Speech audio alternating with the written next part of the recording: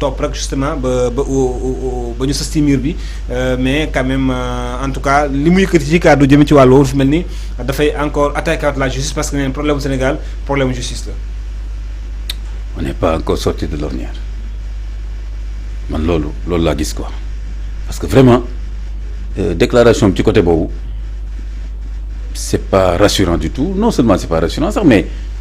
vraiment dafa remettre en cause la séparation des pouvoirs et c'est pas la première fois bon bi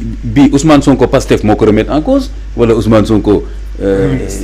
premier ministre on ne sait pas mais ala kulli xaal lu mu mën a doon mooy que Ousmane Sonko en tant que président de Pastef Ousmane Sonko en tant que premier ministre Ousmane Sonko en tant que citoyen remettre na en cause n'est-ce pas les membres de l'administration de la justice même au-delà des membres de la Cour suprême parce que tout simplement c'est une décision de justice décision bi elle est toujours collégiale donc du question sax attention bu ñu may Ousmane Sonko que ça soit premier ministre wala citoyen comme vous voulez bu ñu ko may sax porox ndolu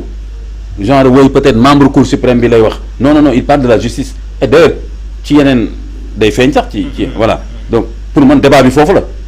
si moo tax ma ne on n'est pas sorti de l'ornière man foog naa ni duñ ci waxaat yu mel nii parce que mais écoute Ibrahima justice bi ñuy wax tey Cour suprême bi mais sur certaines décisions dafay favorable le pouvoir ñu ne gis ngeen opposition bi dans les justice pour le pouvoir su favorable kenn koo xam ne il n'est pas au pouvoir ñu ne y a pas de justice au Sénégal mais Ousmane Sonko ci boppam y a des décisions de justice qui lui ont été favorables. question bi mooy. qui lui ont été favorables oui. Bon yooyu da ngay dem seeti yan magistrat ñoo génne décision boobu wala bi ñuy def réunion ba mu des une minute ba di ko voté def seen décision da ngay dem seeti ñan ñoo jub foofu mais ce discours même est très dangereux. c'est-à-dire que discours se fait pour rejoindre la am na magistrat yu jub ak ñoo xam ne jubuñu mais c'est quoi ce genre de discours pour yokk ci c'est-à-dire que dafa ni woon yenn dossiers yi duñ ko jox n'importe quel magistrat quand on parlait de la traque des biens mal acquis ou bien de la reddition des comptes moo taxoon yëf yéex moom bañ ko ci laajee mun na yenn dossiers yi duñ ko jox n'importe qui ñu def réaménagement affecté ñii nommé ñii genre ba ñu pare ñu doog a nag di enclencher actuellement li nga xamante ne lii moom mooy la cour de justice ak aussi le pôle financier judiciaire enclencher seen ay procédures donc après tout cela aussi je pensais que ni xel daal na par rapport ak ñoom nu ñu bëggee justice bi doxee ko noonu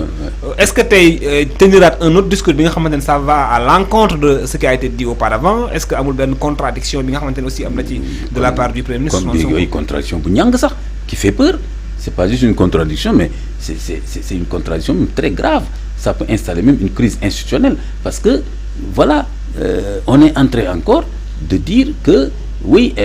dégg naa même ci Ousmane Sonko discours mu ne les mêmes c'est toujours les mêmes magistrats etc. Oui. Donc je trouve que manque de considération de respect boobu pour les magistrats qui sont des citoyens sénégalais qui font leur travail et qui yu am ay sañ-sañ yu leen constitution bi jox est-ce que tey jii le premier ministre que ce soit le premier ministre wala le président Pastef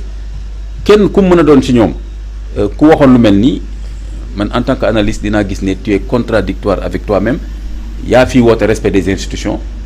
nangam ak nangam mais vraiment le pouvoir Pastef moom ñu ngi na delloowaat encore ci guuta parce que man déjà quand le président Diomaye Diakhar avait dit déjà que le peuple peut mettre la pression sur la justice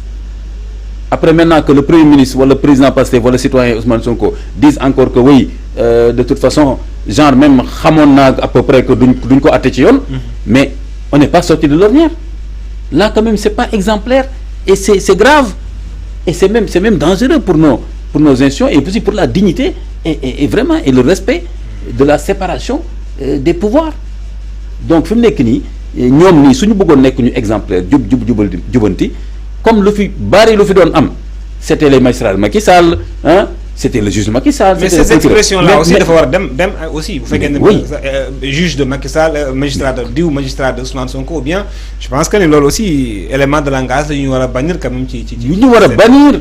moo tax man sinon on n'est pas sorti de l'ornière donc fi mu nekk nii décision de justice man foogoon naa ni dootuñ ko contester parce que ñoom xoolal décision de justice yi fi la jël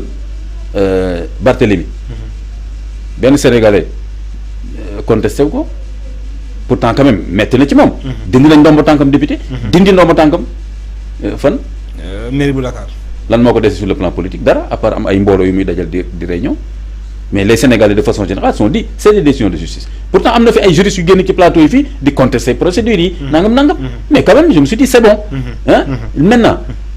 décision de justice bi xoolal aussi même pour la loi de l'amnistie sur l'amnistie Cour suprême daf ko dindi ci yenn en tout cas 1 ou 2 aspects xam etc etc. mais boobu le PASTEF a pris acte. parce que dafa am lu leen ci arrangé. non dama bëgg wax ni contesté wuñ ko dañu wax ne d'accord nañ ci décision Cour suprême bi donc